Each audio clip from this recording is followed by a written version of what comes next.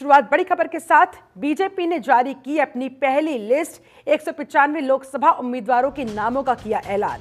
इस लिस्ट में पीएम नरेंद्र मोदी समेत 34 मंत्रियों के नाम शामिल। बीजेपी के राष्ट्रीय महासचिव विनोद तावड़े ने बकायदा प्रेस कॉन्फ्रेंस को संबोधित किया और ये सारे नाम मीडिया के सामने रखे, देश के सामने रखे। 29 फरवरी की बैठक में ये सारे उम्मीदवारों के नाम तय किए गए थे। 16 राज्यों और 2 केंद्र शासित प्रदेशों पर भी मैदान में उम्मीदवारों को उतार दिया गया। इस तरह से ये 18 हुए टोटल कुल मिलाकर। इनमें से 16 राज्य और 2 यूनियन टेरिटरीज यानी कि केंद्र शासित प्रदेश, जहां पर बीजेपी ने अपने उम्मीदवारों के नामों का ऐलान आज कर दिया है। इस लिस्ट में सबसे ज्यादा उत्तर प्रदेश से 51 सीटों पर नाम हुए फाइनल। मध्य प्रदेश में 24 सीटें, छत्तीसगढ़ की 11 सीटों पर नामों का कर दिया गया ऐलान। राजस्थान की भी 15, गुजरात की भी 15, कर्नाटक की 12 सीटों पर बीजेपी ने तस्वीर स्पष्ट कर दी है कि कौन इस बार के लोकसभा चुनावों में किस सीट से उतरेगा। और एक तरीके से संदेश देने का काम किया गया कि अब समय बहुत कम बाकी बचा हुआ है, इसीलिए एड़ी चोटी के जोर के साथ उतर जाइए मैदान में, पहुंच जाइए जनता के बीच। और जो नारा दिया गया पीएम नरेंद्र मोदी की तरफ से 370 का और 400 पार का, उसे साकार करने के लिए, इस दिशा में काम करने के लिए संदेश तमाम कार्यकर्ताओं को। गौरव शर्मा हमारे साथ भोपाल से, हमारे संवाददाता ज्यादा जानकारी के साथ लाइव जुड़े हुए हैं। गौरव, मध्य प्रदेश से 24 नामों का इस सूची में किस तरह से आंकलन किया जाए?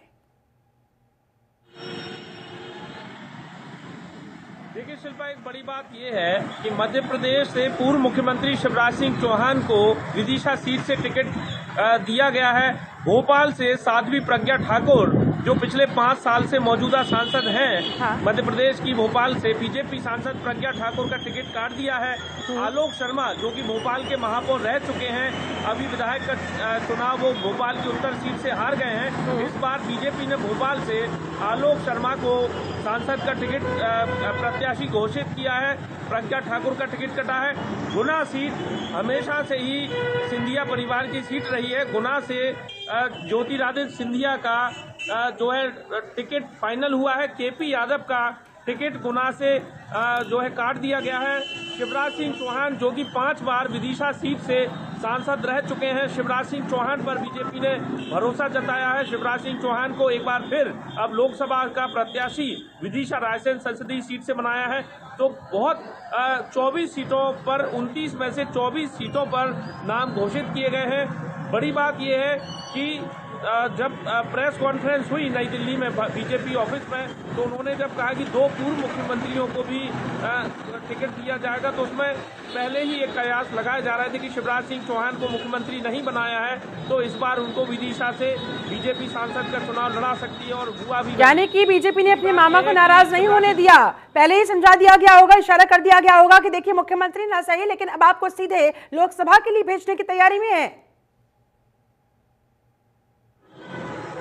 बिल्कुल शिल्पा, जिस तरीके से छत्तीसगढ़ में भी रमन सिंह को तो वहां पर पद दे दिया गया था, लेकिन मध्य प्रदेश के पूर्व मुख्यमंत्री शिवराज सिंह चौहान को पद नहीं दिया गया था। और शायद यही वजह रही कि शिवराज सिंह चौहान की लोकप्रियता को देखते हुए एक बार फिर उन पर भरोसा जताया है। सिंधिया पर एक बार फिर भरोसा जताते हुए केंद्रीय मंत्री हैं ज्योतिरादित्य सिंधिया, उन्हें गुना से टिकट दिया है, जो उनकी परंपरागत सीट रही है। कांग्रेस पार्टी में भी वो गुना से सांसद रहे हैं। तो 2 बड़े चेहरों पर मध्य प्रदेश में दांव खिला है। कई नए चेहरों पर, लता वानखेड़े को सागर से पहली बार टिकट दिया है। ऐसे कई नाम हैं जिनको पहली बार मध्य प्रदेश में कैंडिडेट बनाया है। तो कुल मिलाकर बीजेपी ने एक सोची समझी रणनीति के तहत, एक अच्छी रणनीति के तहत अच्छे मजबूत कैंडिडेट मध्य प्रदेश में उतारे हैं। शिल्पा, इन 24 नामों में से कितनी महिला कैंडिडेट? गौरव,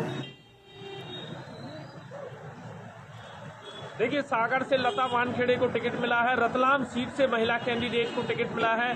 तो इस तरीके से कई महिलाओं को भी टिकट दिए गए हैं। जिस तरीके से 33% की जो बात हुई थी कि आरक्षण दिया जाएगा महिलाओं को, बीजेपी टिकट में भी जो है आरक्षण देगी, तो कई महिलाओं को भी मौका दिया गया है। और अभी जो 5 सीटें होल्ड हैं उसमें भी किसी महिला चेहरे पर बीजेपी अपना भरोसा जता सकती है। भोपाल से प्रज्ञा ठाकुर महिला का टिकट काटा तो उन्होंने सागर से लता बानखेड़े को टिकट दे दिया। रतलाम से महिला जो है, चलिए 29 में से 24 पर फाइनल ऐलान हो गया है, 5 का है इंतजार। नजर बनाए रखिएगा गौरव। फिलहाल आपका बहुत शुक्रिया इस पूरी बातचीत के लिए, जानकारी के लिए।